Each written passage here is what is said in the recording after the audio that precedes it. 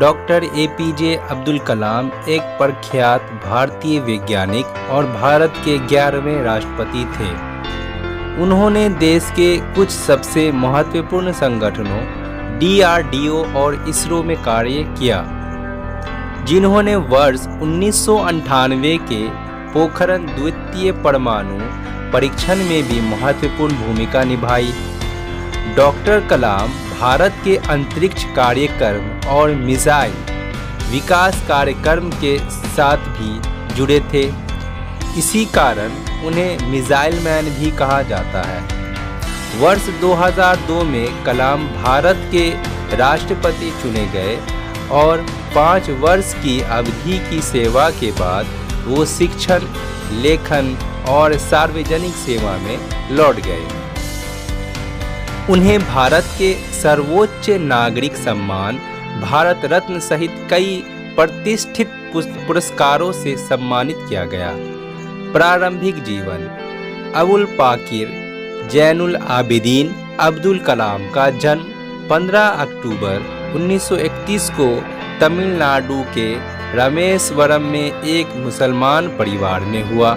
उनके पिता जैनुल आबिदीन एक नाविक थे और उनकी माता आशियम्मा एक गृहिणी थी। उनके परिवार की आर्थिक स्थिति ठीक नहीं थे, इसलिए उन्हें छोटी उम्र से ही काम करना पड़ा। अपने पिता की आर्थिक मदद के लिए बालक कलाम स्कूल के बाद समाचार पत्र वितरण का कार्य करते थे। अपने स्कूल के दिनों में कलाम पढ़ाई लिखाई में सामान्य थे, पर नई चीज सीखने के लिए हमेशा तत्पर और तैयार रहते थे। उनके अंदर सीखने की भूख थी और वो पढ़ाई पर घंटों ध्यान देते थे। उन्होंने अपनी स्कूल की पढ़ाई रामनाथपुरम सुचवा तर्ज मैट्रिकुलेशन स्कूल से पूरी की और उसके बाद तिरुचिरापल्ली के सेंट जोसेफ्स कॉलेज में दाखिला लिया, जहां से उन्होंने सन 1954 में भौतिक विज्ञान में स्नातक किया। उसके बाद वर्ष 1955 में वो मद्रास चले गए, जहां से उन्होंने एरोस्पेस इंजीनियरिंग की शिक्षा ग्रहण की। वर्ष 1960 में कलाम ने मद्रास इंस्टीट्यूट ऑफ टेक्नोलॉजी से इंजीनियरिंग की पढ़ाई पूरी की। Career. Madras institute of technology से इंजीनियरिंग की पढ़ाई पूरी करने के बाद कलाम ने रक्षा अनुसंधान और विकास संगठन डीआरडीओ में वैज्ञानिक के तौर पर भर्ती हुए। कलाम ने अपने कैरियर की शुरुआत भारतीय सेना के लिए एक छोटे हेलीकॉप्टर का डिजाइन बनाकर किया। डीआरडीओ में कलाम को उनके काम से संतुष्टि नहीं मिल रही थी। कलाम पंडित जवाहरलाल नेहरू द्वारा गठित Indian national committee for space research के सदस्य भी थे। इस दौरान उन्हें प्रसिद्ध अंतरिक्ष वैज्ञानिक विक्रम साराभाई के साथ कार्य करने का अवसर मिला। वर्ष 1960 में उनका स्थानांतरण भारतीय अंतरिक्ष अनुसंधान संगठन इसरो में हुआ। यहाँ वो भारत के सैटेलाइट लॉन्च व्हीकल परियोजना के निदेशक के तौर पर नियुक्त किए गए थे।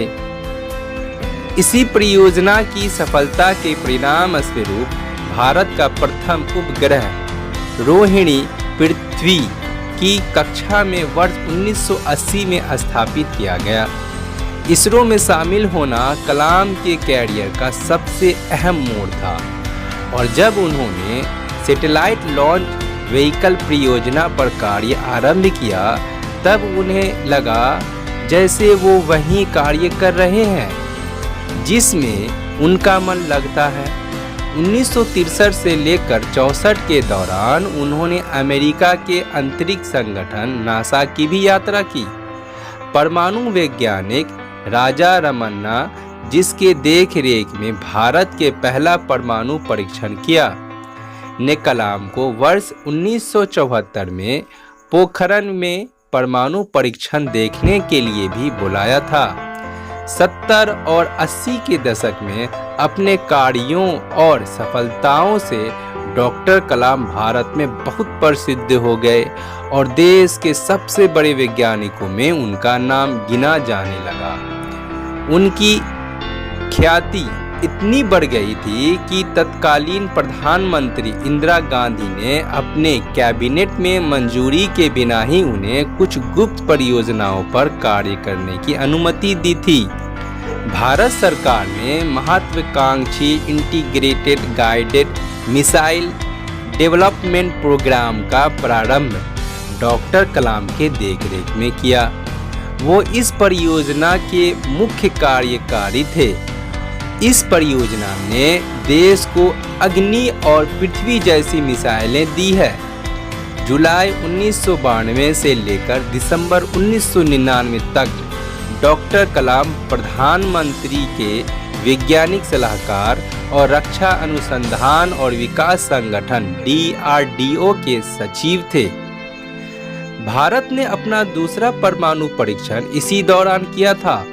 उन्होंने इसमें एक महत्वपूर्ण भूमिका निभाई थी और चिदंबरम के साथ डॉक्टर कलाम इस परियोजना के समन्वयक थे।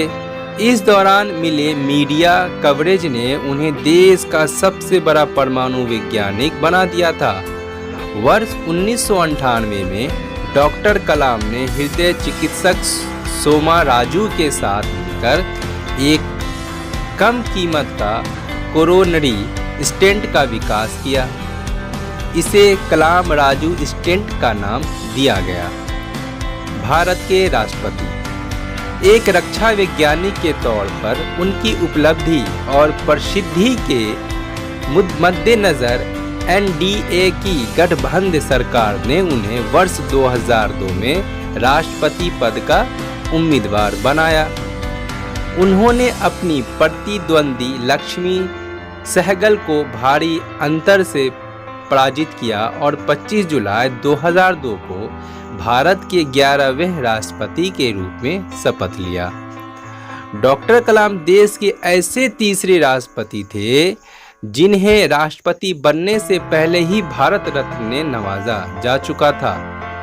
इससे पहले डॉक्टर राधाकृष्णन और डॉक्टर जाकिर हुसैन को राष्ट्रपति बनने से पहले भारत रत्न से सम्मानित किया जा चुका था। उसके कार्यकाल के दौरान उन्हें जनता का राष्ट्रपति कहा गया। अपने कार्यकाल की समाप्ति पर उन्होंने दूसरे कार्यकाल का भी इच्छा जताई, पर राजनीतिक पार्टियों में एक राय की कमी होने के कारण उन्होंने ये विचार त्याग दिया। 12वें राष्ट्रपति प्रतिभा पाटिल के कार्यकाल के समाप्ति के समय एक बार फिर उनका नाम अगले संभावित राष्ट्रपति के रूप में चर्चा में था, परंतु आम सहमति नहीं होने के कारण उन्होंने अपनी उम्मीदवारी का विचार त्याग दिया। राष्ट्रपति पद से सेवा मुक्त होने के बाद का समय। राष्ट्रपति पद से सेवा मुक्त होने के बाद डॉक्टर कलाम शिक्षण, लेखन, मार्गदर्शन और शोध जैसे कार्यों में व्यस्त रहे और भारतीय प्रबंधन संस्थान शिलोंग, भारतीय प्रबंधन संस्थान अहमदाबाद, भारतीय प्रबंधन संस्थान इंदौर जैसे संस्थानों से विजिटिंग प्रोफेसर के तौर पर जुड़े रहे। इसके अलावा वो भारतीय विज्ञान संस्थान बेंगलोर के fellow, Indian institute of space science and technology Thiruvananthapuram के चांसलर, अत्र यूनिवर्सिटी चित्रई में एयर स्पेस इंजीनियरिंग के प्रोफेसर भी रहे। उन्होंने IIT हैदराबाद, बनारस हिंदू यूनिवर्सिटी और अत्रा यूनिवर्सिटी में सूचना प्रौद्योगिकी भी पढ़ाया था। कलाम हमेशा से देश के युवाओं और उनके भविष्य को बेहतर बनाने के बारे में बातें करते थे। इसी संबंध में उन्होंने देश को युवाओं के लिए व्हाट कैन आई गिव पहल की शुरुआत भी की, जिसका उद्देश्य भ्रष्टाचार का सफाया है। देश के युवाओं में उनकी लोकप्रियता को देखते हुए उन्हें 2 बार 2003 और 2004 MTV युद्ध icon of the year award के लिए मनोनीत भी किया गया। वर्ष 2011 में प्रदर्शित हुई हिंदी फिल्म आई एम कलाम उनके जीवन में प्रभावित है। शिक्षण के अलावा डॉक्टर कलाम ने कई पुस्तकें भी लिखी। पुरस्कार और सम्मान। देश और समाज के लिए किए गए उनके कार्यों के लिए डॉक्टर कलाम को अनेकों पुरस्कारों से सम्मानित किया गया। लगभग 40 विश्वविद्यालयों ने उन्हें मानद डॉक्टरेट की उपाधि दी और भारत सरकार ने उन्हें वहाँ भूषण, महाविभूषण और भारत के सबसे बड़े नागरिक सम्मान भारत रत्न से अलंकृत किया। मृत्यु 27 जुलाई 2015 को भारतीय प्रधानमंत्री संस्थान शिलोंग में अध्यापन कार्य के दौरान उन्हें दिल का दौरा पड़ा, जिसके बाद करोड़ों लोगों के प्रिय और चहेते डॉक्टर अब्दुल कलाम परलोक सिधार गए।